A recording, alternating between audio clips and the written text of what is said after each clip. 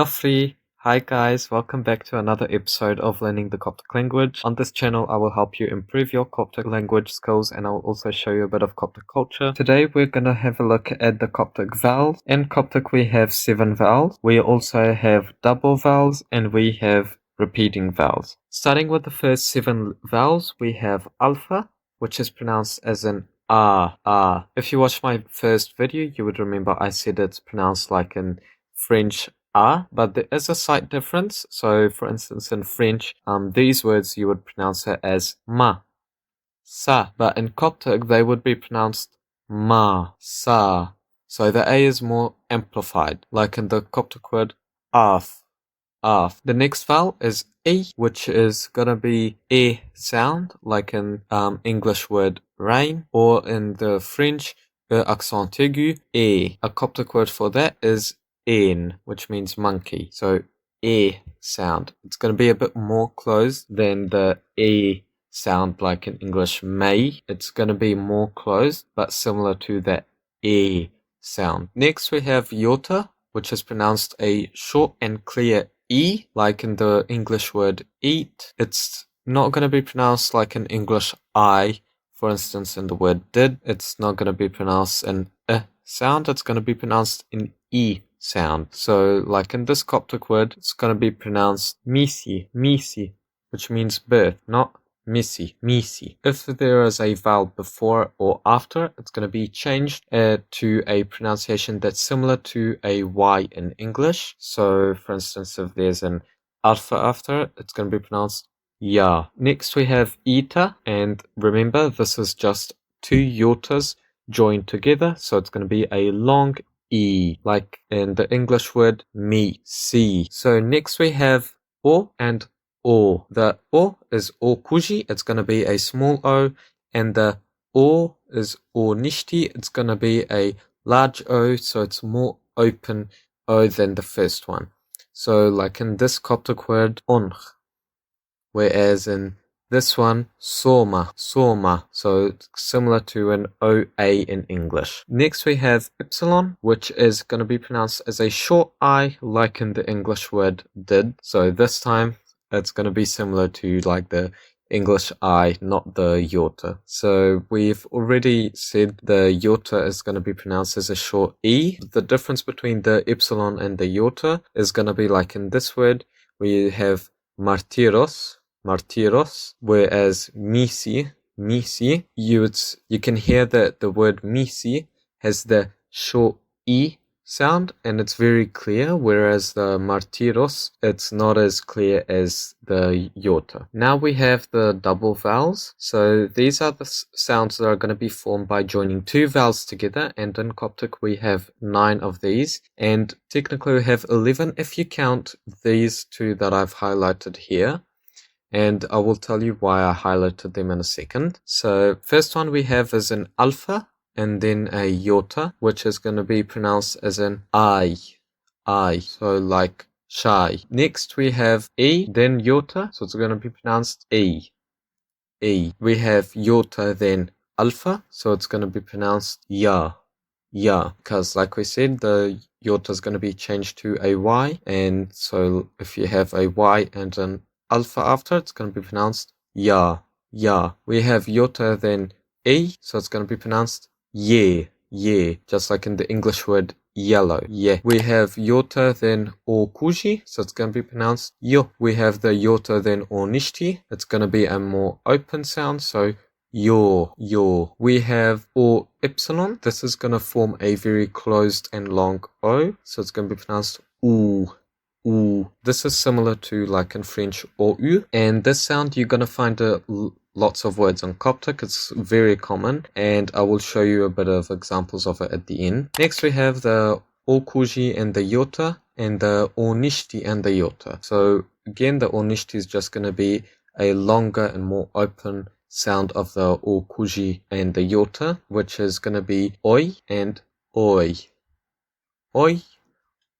So Next, we have the last two that are highlighted. Now, these two are a yota and then eta, and then eta and then yota. Those two, because they're just the same E sound, it's going to be a long E. But when speaking in Coptic, because you're going to be speaking just at a normal pace like I am now, I'm not going to be emphasizing it that much, because otherwise it's just going to sound a bit funny and as if you are actually trying to artificially emphasize the vowel and instead of actually just naturally pronouncing it.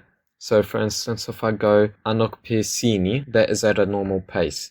But if I go anokpesini, then linguistically I've said the long E sound, but no one's going to be actually speaking like that. So it's just going to be a long E, not a short E. Going back to the or epsilon, this is the indefinite article in Coptic. So a few examples with words that contain similar vowels and pronunciations. I've listed here a few words that are going to sound similar and a bit of a tongue twister if you say it beside each other. I'll pronounce each one carefully and so you can hear the differences between them. Uro, uro, a door. Uro, uro, a mouth. Uuro, uoro, a king. Uuro, uuro, a queen. Uou, uou, a glory. Notice here the ornishti has like an apostrophe over it. This is called a jinkim in Coptic, and this, if it's on a vowel, it's going to be pronounced as a separate syllable. And so like in this example, it's over the ornishti, and the ornishti is a vowel. So I pronounced a separate syllable when pronouncing u or u. Now the jinkim, if it's on a consonant, it's going to be pronounced as if it has an English I in front of that consonant. Some textbooks you will find they will say it's pronounced as if there's an E before it. I don't like to go with that too much because if you put an E, for instance, like if you have the letter ni in Coptic and I put a jinkim, it's going to be pronounced in. So like in romi, in. But if I put an E before it, it's going to be pronounced in romi, not in. So in, not in, because in is a different word. Next, we have a different sound formed when we have the U and then another vowel after it. For instance, O epsilon alpha, then you're going to place a English W before the vowel and the O epsilon sound. So, for instance, here it would be pronounced uwa, uwa. If there is a iota after it, it's going to be pronounced uwi. We. If there is a O epsilon eta, it's going to be pronounced we. We. If there is another O kuji or O nishti after it, it's going to be pronounced uwo, uwo, or it's going to be pronounced uwo, uwo. So like in this word uwo. We have also this word uoini, uoini. Now this, it's pronounced uoini, and you can also pronounce it uwoini. The reason for that uwoini, you are following the rule of having that W placed before the vowel and the or epsilon. And the other one, you're not following that rule, but because in Coptic, when you're reading a word, you're going to put it into syllables. And in this case, you can easily put it into an uoini. So you can pronounce it uoini. But linguistically, if you want to be a bit more correct, you can pronounce it uwoini because then you're following the rule of having the English W sound placed before the or epsilon and the vowel that's after it.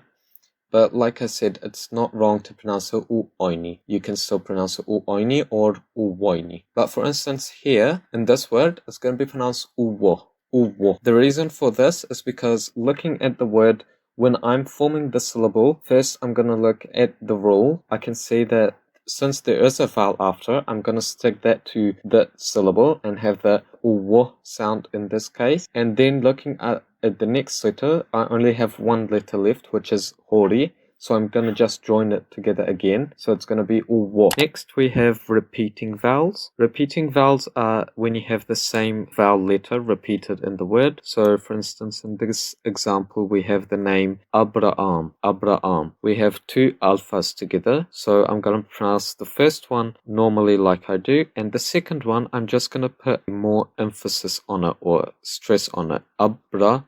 arm. So if you see a repeating vowel, make sure that the second vowel is stressed on more than the first one. Abraham. Another tip in not forgetting how to pronounce any of the words that contain the repeating vowels, just remember, if you ever see the repeating vowels, put a line through them and pronounce the first one with the first group of letters and the second one with the second group of letters. For instance, in this name, you'll pronounce it Isa. So I put a line in the middle, so Isa.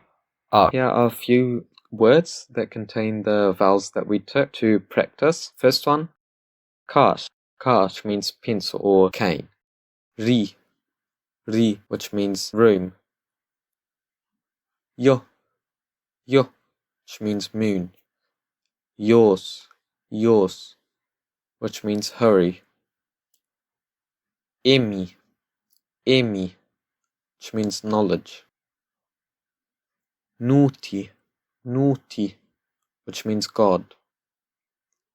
Sini, which means doctor. Uwon,